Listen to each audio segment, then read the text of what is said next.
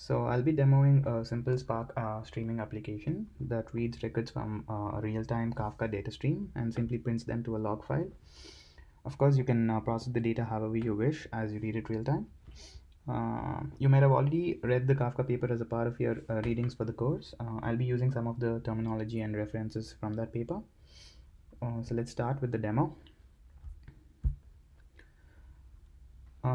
Kafka basically uses Zookeeper to do leadership election of the broker and topic partition pairs. It uses Zookeeper to manage service directory for the brokers that form the cluster.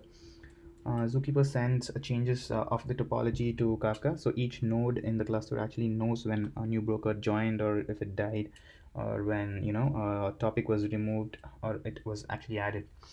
And it actually provides an in-sync view of the Kafka cluster config as well.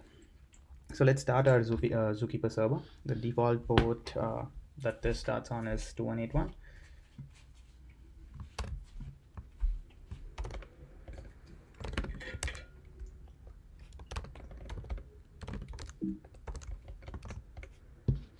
So once that is done, we can just check the logs. So it was started successfully.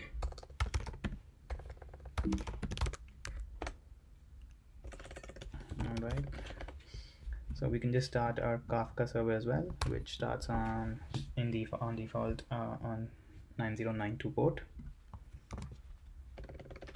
Let's check the logs for this as well. Yeah, all good. Once that is done, we can actually create a partition using this command. In my case, I've already created a command, so you can just list the topics that I've actually created. So as you can see, these are the two topics that are there, and in my case, I'll be using the heartbeat topic, which is just a random name that I've given my topic. And you can use this command to actually alter the retention time of every record in your topic. So I've set so for the records in my topic, I've set it to 1 hour. And now we can start running our producer script, which actually every 10 seconds spits out one record, basically a string, into our topic. So if you take a look at this,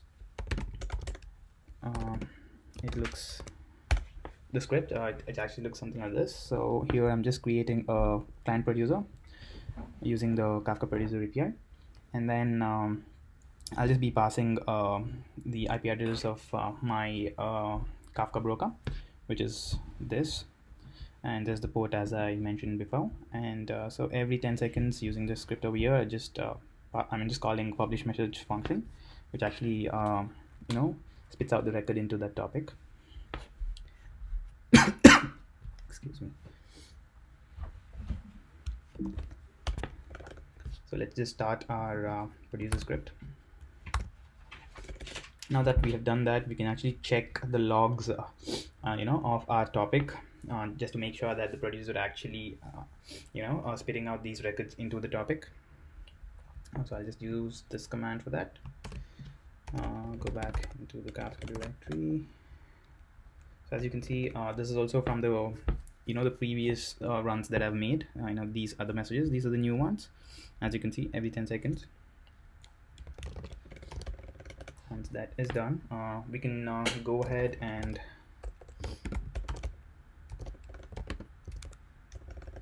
start our master node,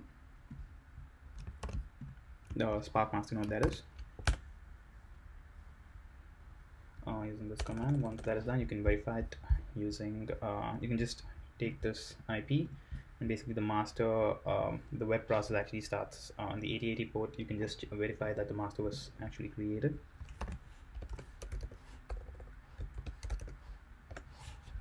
Now you can see, as you can see, there's no workers over here. We'll just create one of the worker nodes, just the slave, and this command.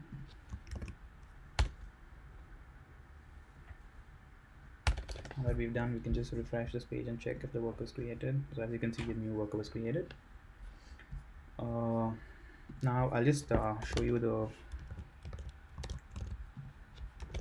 consumer script over here. So this is my Spark streaming application over here. Basically, as you can see, the main brain of this code is the Spark streaming context that I've actually initialized the app with. And another important function here is the create data stream call, where I'm actually passing the list of my topics and also the list of my brokers that actually form this cluster, and then I'm just printing it out to std out. So now we can just submit this application.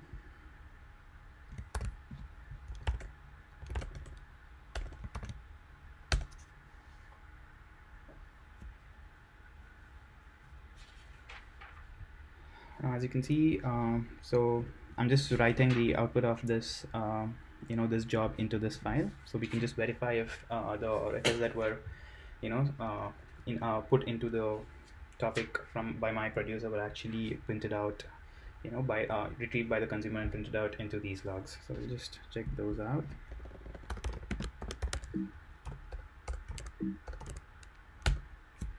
So these are the new ones. As you can see, this is the exact message which which the consumer actually put into the topic, and as you can see, the new ones are printed over here. So let me just refresh it a couple more times. So as you can see, we can see 49 and 59 over here. So we'll just wait for another 10 seconds probably.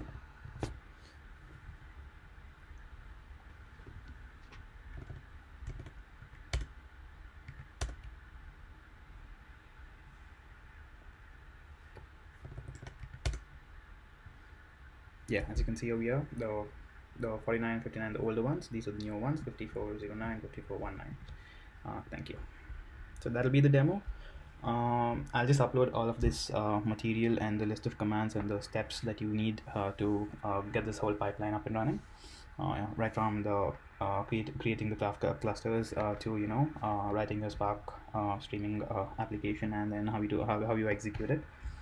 So yeah, if you have any other questions, please do email me. Thanks.